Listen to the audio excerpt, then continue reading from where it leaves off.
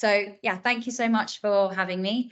My name is Sally Thornton. I'm the Key Account Manager at No Isolation, which is the company that makes the AV1 robots. And the aim of this session this afternoon is to give you an overview as to what AV1 is, how it works, and to also understand the benefits for schools and pupils. So just a brief agenda for the session. I'll give you a brief introduction to AV1, its key features, including some of the privacy and safeguarding aspects. I'll talk about the benefits to pupils and the different user groups that we have, also the school practicalities and some tips for integration before finishing on where to head for more information, and also happy to answer any questions you might have at the end. So to begin with, what is AV1? Well, it is a telepresence robot that supports children and young people who are unable to attend school. So that might be for a physical or mental health reason for absence. But through the AV1, these pupils can log on to school remotely. They can hear, see and speak to their class and take part as normal. So it is as much a social tool as it is an educational one. And that's what we feel really sets it apart from other video conferencing solutions, such as Teams or Zoom, is that the benefit of having a personal avatar in the class that represents them and that they can control really helps them to feel like they've got a presence in the room. And in many ways, they don't feel like they've been forgotten by their peers, and it gives them that sense of belonging that they might be missing whilst being absent from school. So it's a two-part solution. So the robot itself remains in school, sits on a desk in the classroom, and the pupil connects to it remotely, either from home or hospital, or sometimes they might be in a separate room at school with one-to-one support. And they log on via an app on their smartphone or tablet called the AV1 app. That app comes inbuilt with some security features, which I'll talk you through a bit later. The robot itself requires an internet connection to function. The AV1 has an inbuilt 4G SIM card, which means that when you turn it on, it will look to connect to the 3G or 4G in the same way your mobile phone would. That means it's also not limited to the classroom. It could go outside in the playground, it could go on school trips, but it's also possible to connect the AV1 to your school Wi-Fi, and then it will switch between the strongest connection.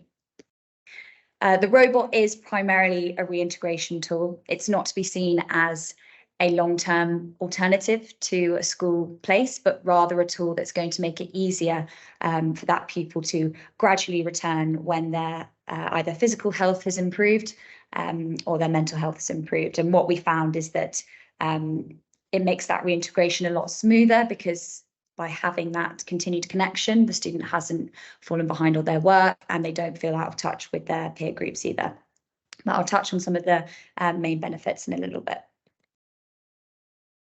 So just to give you an idea of who is using them across the UK, we've got over 1,000 in schools in the UK. They're also used in Germany and the Nordic countries. We see a roughly equal split between primary and secondary schools. I think some people, when they initially see them, think that they just have applicability in a primary school, but actually where long-term absence is the biggest problem is in the secondary sector, and we have a lot of secondary schools using them. They're loaned out by over 50 local authorities and 5 charities, and we also work with other organisations such as CENMAC, who support their pupils with using them. It was designed to support students with more physiological conditions, so our earliest users were those with cancer or chronic fatigue, more physical reasons for being out of school. But over the past few years, and especially since the pandemic, we started to see a much broader range of use cases. They're also now used with children with SEND, physical disabilities, but also now anxiety and emotionally based school avoidance. So I just wanted to briefly take you through some of the key features on AV1. I guess it's unique selling points, if you will, or what sets it apart from other streaming platforms. So on the top of the AV1, there's a camera that transmits a live feed of the classroom back to the student's device. The microphone above it picks up the sound, and there's a speaker in their body, which is what their voice comes through, so they can see, hear, and speak through it. They're also able to control the movement of the AV1, so they can rotate it 360 degrees. They can also turn the head up and down. So that means that if someone is speaking next to them, they can rotate their view to see who's speaking. They can also track the teacher at the front of the classroom or look down to see a worksheet. So it gives a much more feeling of control in that way. They're also able to participate in a few different ways. So, of course, they can speak to the class, but they can also change the expressions on the AV1's eyes. Those change from neutral to sad to happy to curious. So it's quite a nice non-verbal way of saying if they understand something. So pupils with anxiety can appreciate that feature. There's also a raised hand, which causes the AV1's head to flash white. So signaling that they'd like to ask or answer a question.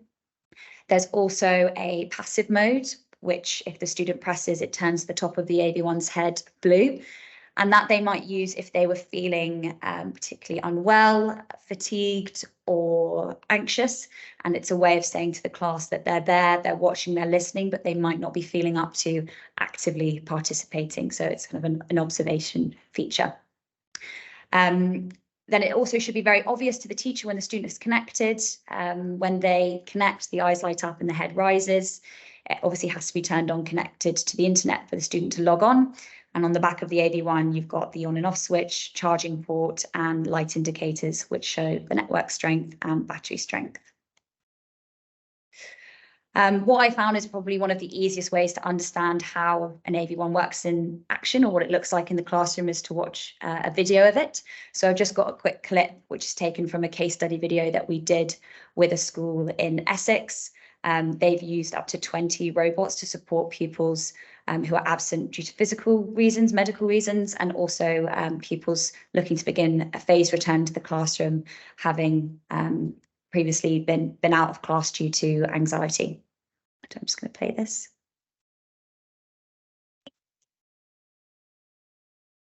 I'm using the AV1 due to long COVID and chronic fatigue. The AV1 is a little robot. It has a camera and a microphone, and it has facial expressions to tell the teacher what you're feeling. You can be confused, you can be happy. It shows emotions without having to talk.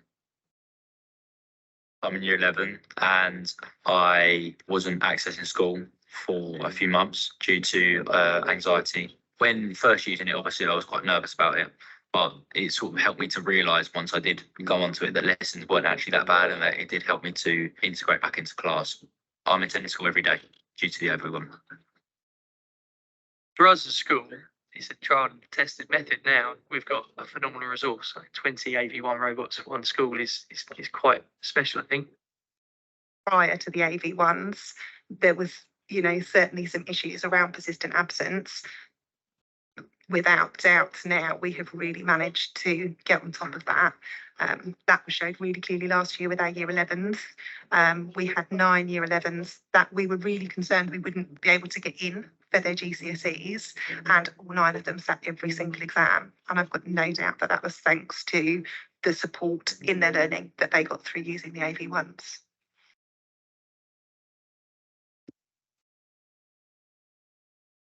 So you saw there in that video a couple of examples of students logging on and streaming into the lesson. So just wanted to give you a bit of background on the AV1 app. So this is what the student uses to log on to their robot.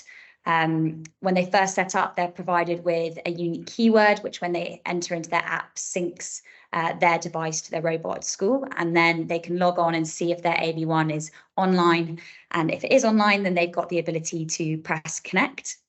When they connect, they stream into the classroom. They've got the ability to rotate the AV1's view by swiping left or right or up and down. And then they control their participation through those icons and features I described earlier. So they can change the eye expressions, raise their hand, go into passive. There's also a mute button. If they're not looking to speak, they place themselves onto mute. And there's a quiet, medium and loudspeaker as well. Just to touch on some of the privacy and safeguarding aspects of AV1, it's not uncommon for schools and senior leaders to have questions around security. Of course, if you're bringing any novel technology into the classroom, you want to know that it's safe for both the pupils and the class teacher. And the AV1 was designed for use in the classroom, and as such, we knew that privacy had to form part of that. So our main key security features are the fact that it's a one-to-one connection. Only one pupil and device can be connected to the AV1 at any time. They also have to, the student has to digitally accept our terms and conditions when they set up on the app, stating that it will be only them who's watching the lesson.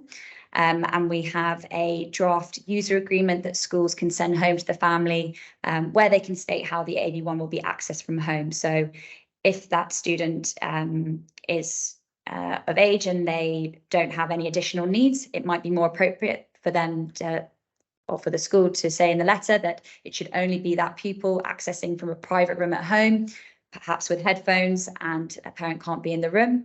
Or if that child is particularly young or has additional needs, they can say that a guardian or a carer is allowed to be present to support with lesson if needed. The stream is also live and encrypted, which means there's no possibility of the recording of any audio or video data. It's also not possible for the student to take a screenshot or record while streaming. If they did attempt to take a screenshot, then the stream would terminate and they'd be temporarily blocked from the app. We also don't collect any personal data of the user, so it's GDPR compliant. And we also have a lot of preparatory resources that the school can use to inform the community that the AV1 is coming to school. So letters that can go home to other parents, letters that can go out to teachers. We have a school risk assessment and misuse policy. So we really support schools with being as prepared as possible to answer questions around privacy, ensuring that everyone is comfortable with the use of the robot. So now I just wanted to move on to what we see as the main benefits of AV1 for the pupils that use them.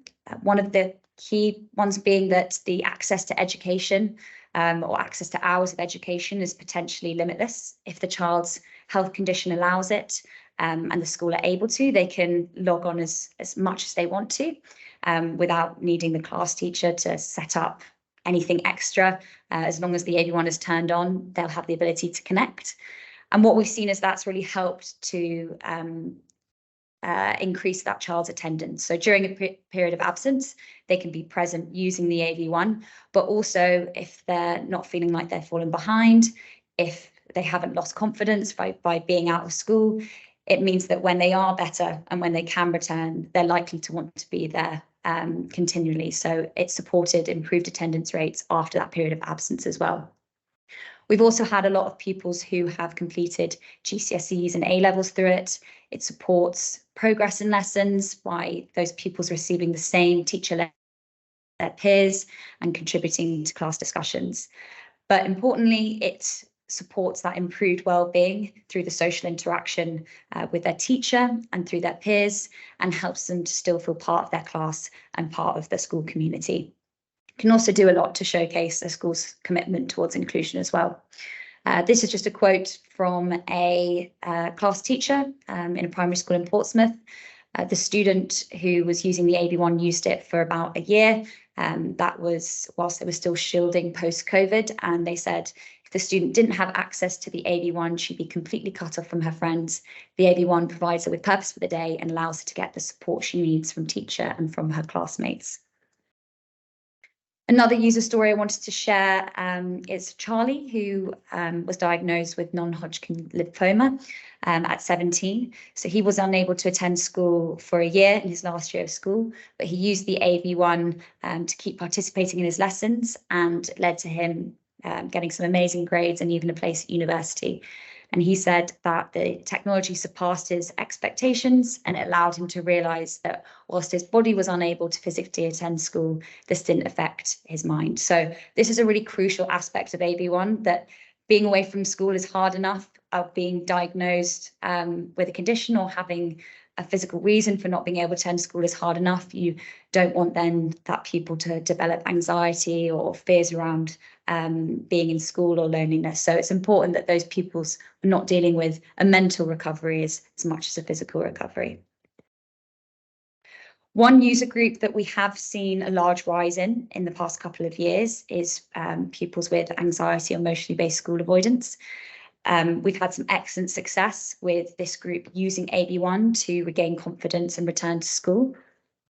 That's mostly due to the fact that it can provide that feeling of still being part of the school community, that sense of belonging, but knowing that they can log on at a pace or from an environment that they feel comfortable with. So some pupils might be able to make it into an inclusion room at school and access their lessons from a distance, or they might have been absent for a long period of time. But just by having that window back into the classroom, being able to overhear the conversations, being able to look around the room, sometimes takes away that image that they've built up in their mind about what school is and helps them to not feel as anxious in terms of what it would be like to return. And it can allow for a more flexible approach. So for a pupil that's too anxious to attend a full school timetable, they could log on intermittently with the AV1, start off small, attend the beginning of lessons here and there before building up to a larger timetable and eventually trying to see what it would be like if they returned physically. Wanted now to move on to the practicalities of having an AV1 in school. I've touched on these before, but we support schools when it comes to onboarding and introducing the AV1 to the school community. The setup is very simple. It mostly just involves schools testing the AV1 out before handing control over to the student. But we provide an onboarding guide, an introductory lesson plan. We assist the IT team with getting the AV1 onto the network, and we also provide those draft information letters, privacy and safeguarding documents, and give lots of advice around best practice for both the user's family, but also for any class teachers that will be having them in their lessons. When it comes to the practicalities of having AV1 at school, it shouldn't result in any additional workload for the teacher. As I mentioned, all the class teacher needs to ensure is that it's turned on and charged, and then the student will be able to connect. In terms of positioning, we recommend towards the front of the classroom so they have a good view of the board, but remembering to remove it for any group activities. Lots of schools have managed the transportation of the AV1 between lessons by appointing AV1 buddies or monitors. So that could be a friend of the user or responsible member of the class, or even a teaching assistant who takes on the responsibility of moving it between lessons. It's also covered by an accidental breakage warranty, which means if anything were to happen to it, we would replace it for free. And then at the end of the day, you just need to remember to turn it off and plug it into charge, and then it will be good to go for the next day. I finally just wanted to talk about planning for reintegration. It is important for pupils that are expected to return to school at some point, that there's a plan for how the AV1 will support them with a phased return back into the classroom. And what we found for where AV1 has been successful, the most important factors are careful planning and early intervention. The earlier the AV1 is put in place, the more likely it might act as a bridge back into the classroom. So we always recommend considering it when there is still some desire from that pupil to engage with the school. But it's not uncommon that it can be overwhelming for some pupils to attend school in this way. So we always recommend starting off small and taking it gradually. So the first time people that's been absent uses their AV1, it might be a good idea to do it or to have them logging on and just speaking to a trusted teacher or a classmate or a small group of friends, asking them to feedback on what that experience was like, what they enjoyed, what was a little bit scary or unexpected, and then perhaps what they might be willing to try next time. Could they now attend for part of a lesson? And then from there, what you can do is set goals, short-term and long-term. So short-term, it might be the first week they just log on to speak to a friend, but then what could they expect to do by week 4? Maybe they're attending this number of lessons, and then maybe down the line, they're using the AV1 half the week, coming in the other half, before slowly reintegrated to school full time. That, of course, won't be appropriate with every pupil that is away from school. So finally, just pointing to where, excuse me.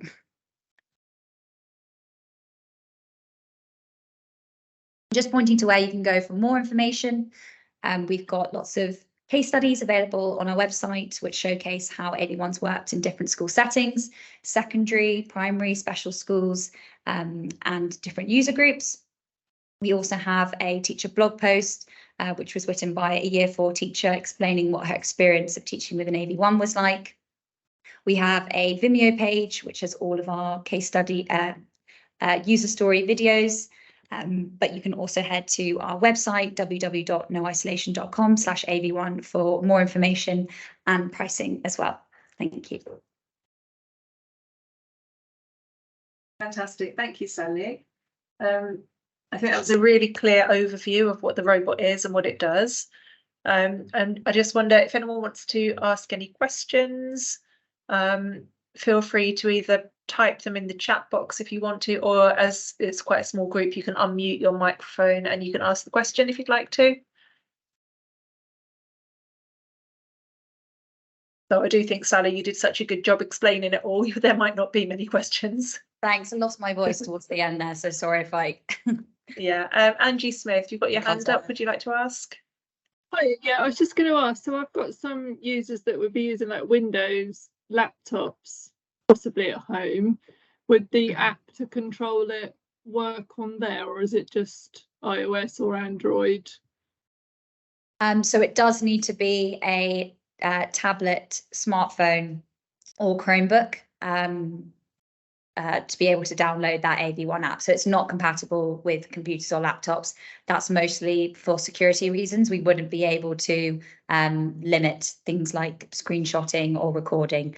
So yeah, it's always worth checking with the family that they do have a compatible device to use. But it doesn't always need to be an iPad. There are kind of cheaper tablets on the market that they could use. Thanks very much. Thank you. Thank you. Any other questions from anyone? Oh, hold on, we've got a message on the chat there. Jane said it looks very effective and intuitive. Yeah, I would say it's really intuitive to use. And I know the young people that I've used it with have really enjoyed it, and it's been so beneficial for them. Pleased to hear that. And I think the impact will vary from pupil to pupil. There'll be some that will want to log on, all day or as much as they can. And then and then there'll be some that might only log on 10 minutes a day and still have an equally important impact in just terms of them feeling connected or their feelings around being at school. So yeah, but yeah, I think you've had such success with it. Yeah, just in terms of that social connectivity, it's really important, isn't it? Yeah. Do you have any instances where someone's been using it for like a prolonged period of time and like they actually haven't gone back into school, or has it always been a kind of like re-engagement, or are there any cases where someone still to this day is using it and not going into school? Just out of curiosity. Yeah, I think again it depends on the pupil. We never want schools to think that we're advertising this as an alternative to a school place, but of course there are pupils that have been going through cancer for a couple of years and so have had to use the AV1 on and off for that time, or pupils that have long-term physical disabilities, which means that they might be able only to get on site a couple of days a week. So we have lots that are using it long-term in a sort of blended approach. They might be going in some days and other days using it on the AV1. But yeah, again, it varies. No, I mean, it's so good that they have that. It does just look like such a good program. I was just curious. Yeah. Well, if there aren't any other questions, then I'll just say thank you once again to Sally. Thanks for your time, and thanks everyone for joining.